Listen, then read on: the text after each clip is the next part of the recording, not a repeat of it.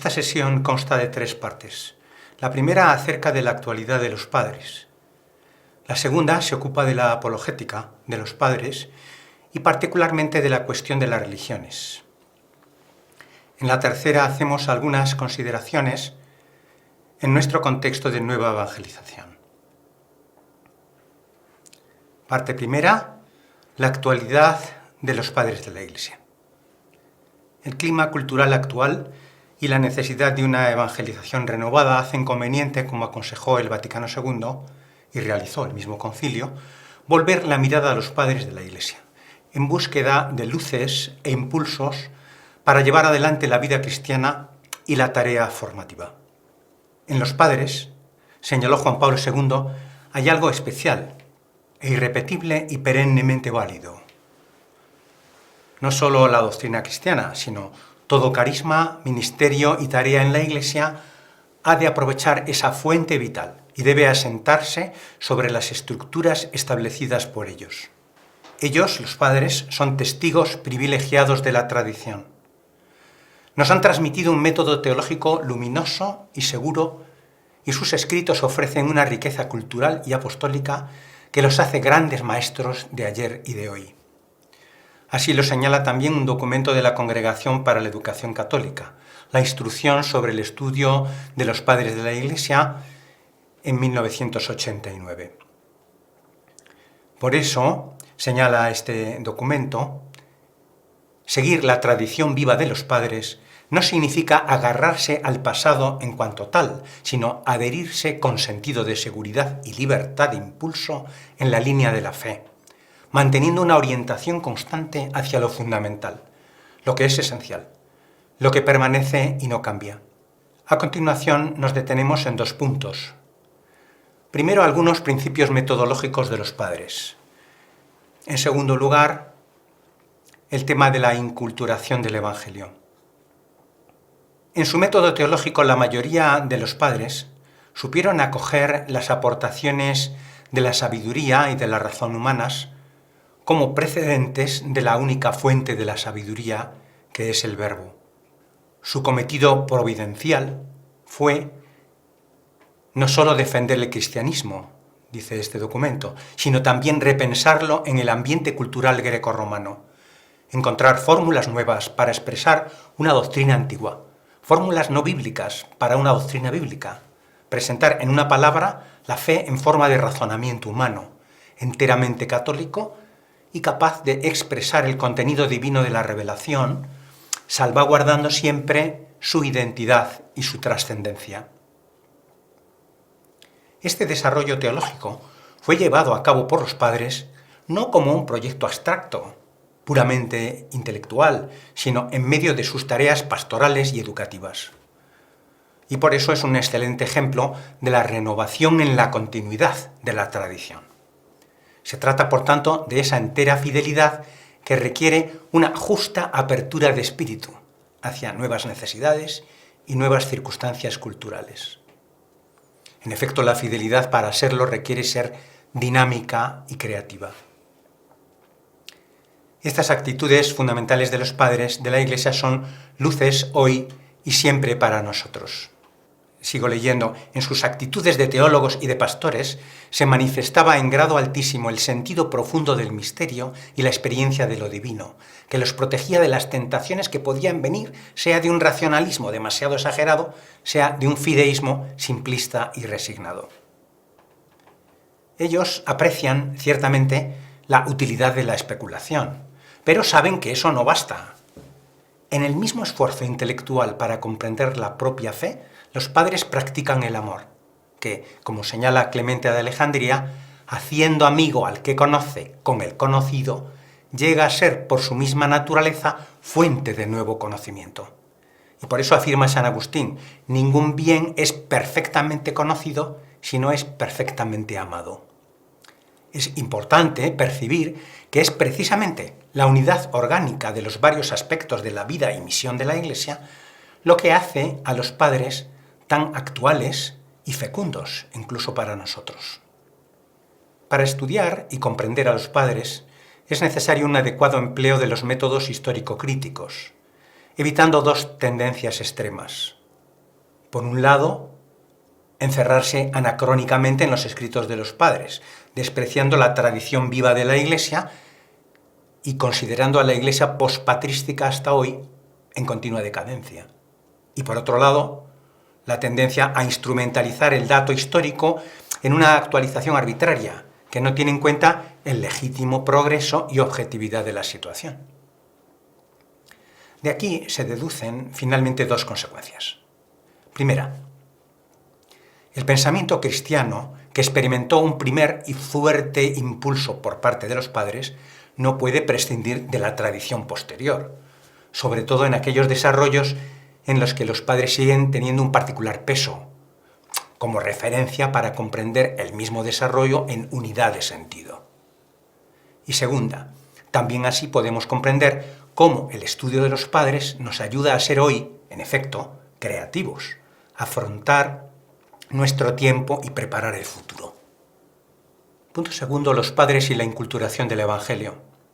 Por tanto, como hemos visto, los escritos de los padres han de verse en el marco de su teología y de su aportación a la evangelización de sus contemporáneos, porque esta era la finalidad principal de esos textos. Así lo decía San Pablo VI.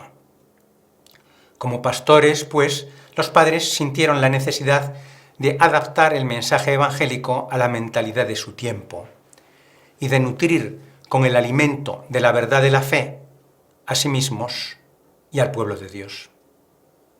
Esto hizo que para ellos catequesis, teología, sagrada escritura, liturgia, vida espiritual y pastoral se unieran en una unidad vital y que no hablaran solamente a la inteligencia, sino a todo el hombre, interesando el pensamiento, el querer y el sentir. Hasta aquí San Pablo VI, en 1970. Desde ahí se entiende bien la contribución de los padres a lo que hoy llamamos inculturación del Evangelio, imprimiendo un sello cristiano, concretamente en la antigüedad clásica, establecieron un puente entre el Evangelio y la cultura profana, trazando un rico panorama cultural que influyó en los siglos posteriores, particularmente en la vida espiritual, intelectual y social del medioevo.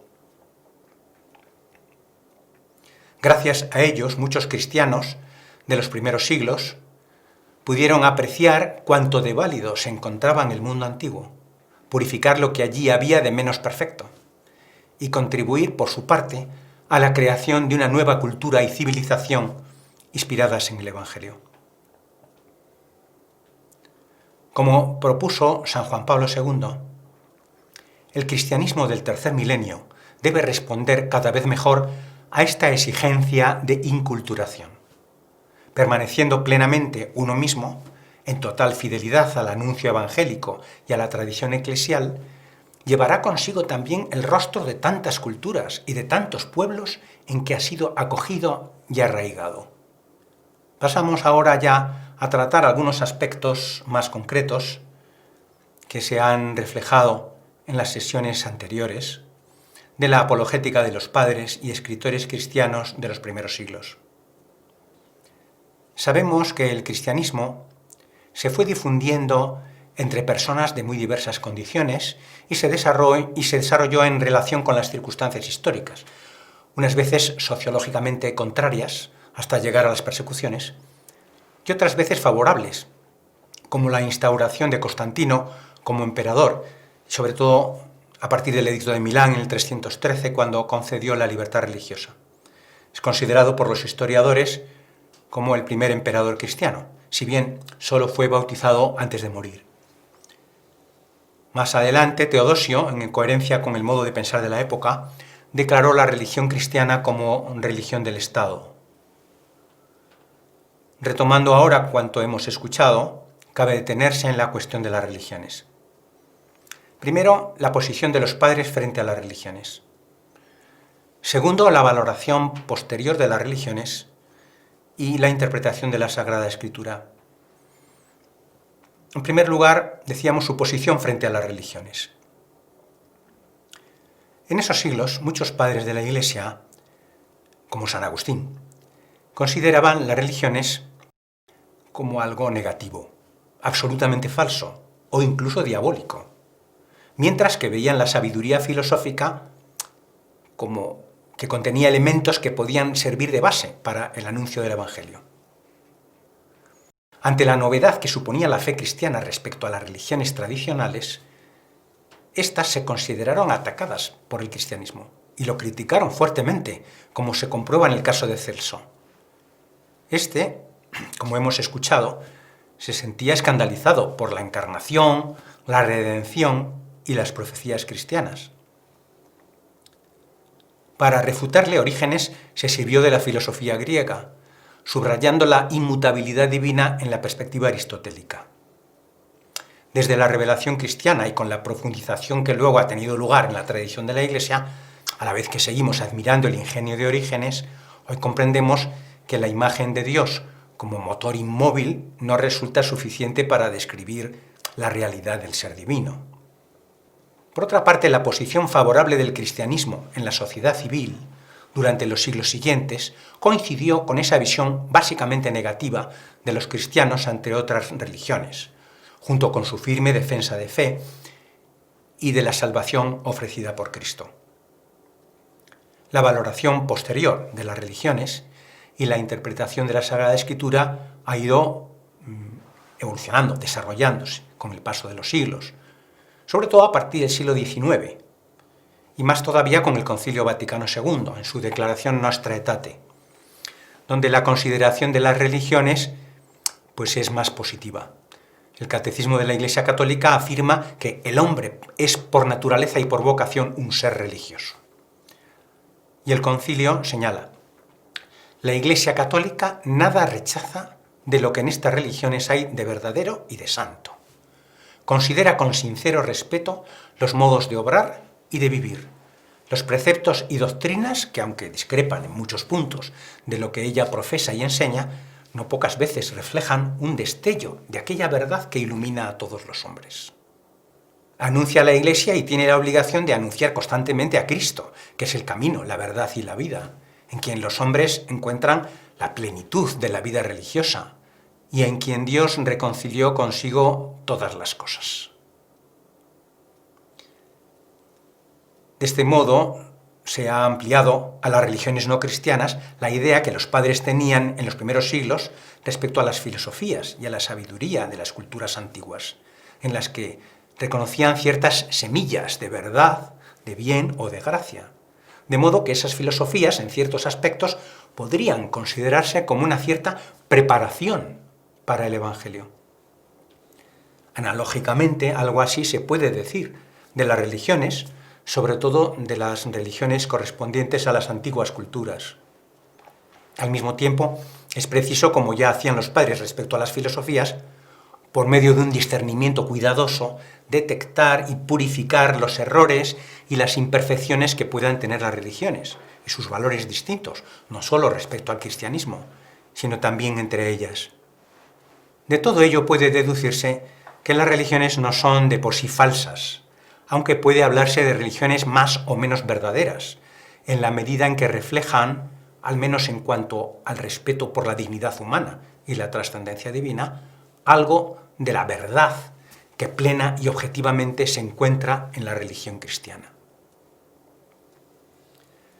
Si Dios guía de alguna manera a todos los hombres en la creación y en las culturas para ayudarles a que busquen a Dios, en la fe cristiana esa guía es ya una palabra con mayúscula, por medio de la cual Dios sale al encuentro del hombre, sobre todo en Jesucristo.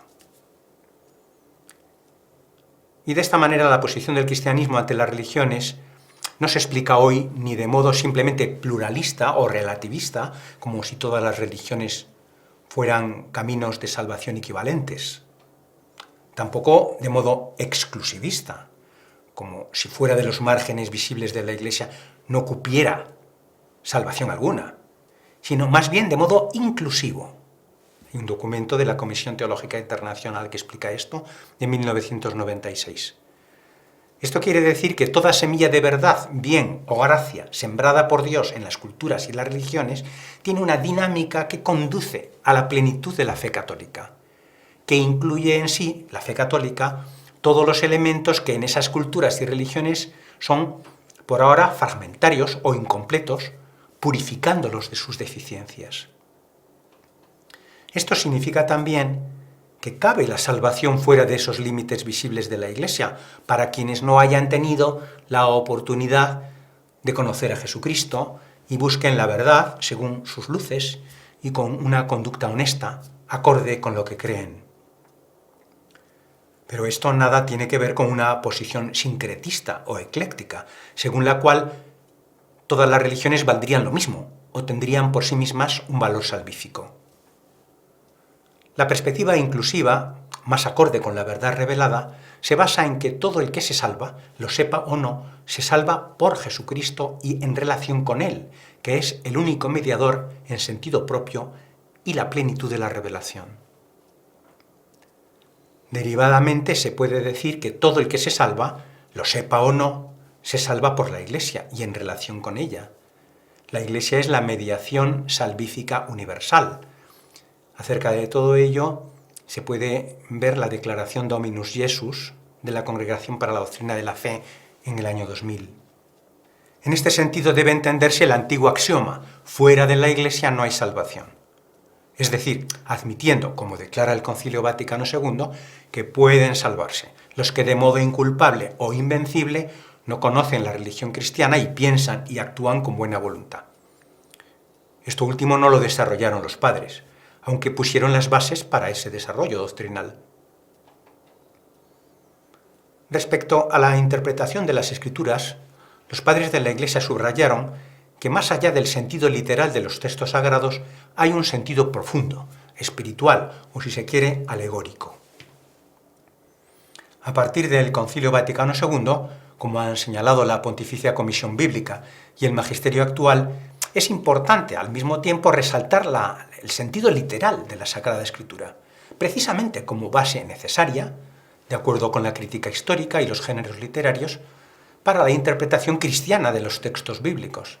Interpretación que, como bien vieron los padres, tiene un profundo sentido espiritual y sobre todo cristológico, ya prefigurado en el Antiguo Testamento.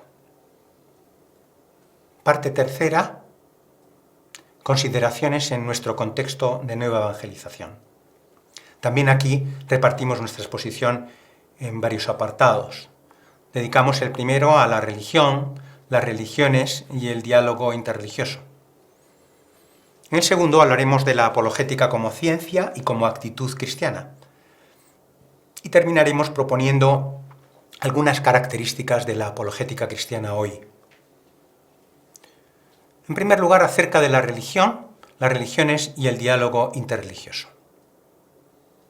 Además de las cuestiones ya señaladas, hoy conviene tener en cuenta que la religión o las religiones tienden a considerarse por muchos como fuente de problemas, promotoras de la violencia o del odio. Con ese trasfondo, pues se propone que la religión se recluya en el ámbito privado, se ve mal no ya que se imponga, sino que se presente como verdad frente a otras. A este propósito, ya el cardenal Ratzinger, en su diálogo con Habermas, habló del deseable diálogo entre la religión y la ética, que mutuamente pueden y deben criticarse y dejarse criticar, para ir de acuerdo con la dignidad humana y por tanto con la verdad y el bien. Por otra parte, el mismo Papa Benedicto, en la línea del Concilio Vaticano II, subrayó la importancia del diálogo interreligioso y concretamente del testimonio común de los creyentes, en un mundo en el que ganan terreno el materialismo y el nihilismo.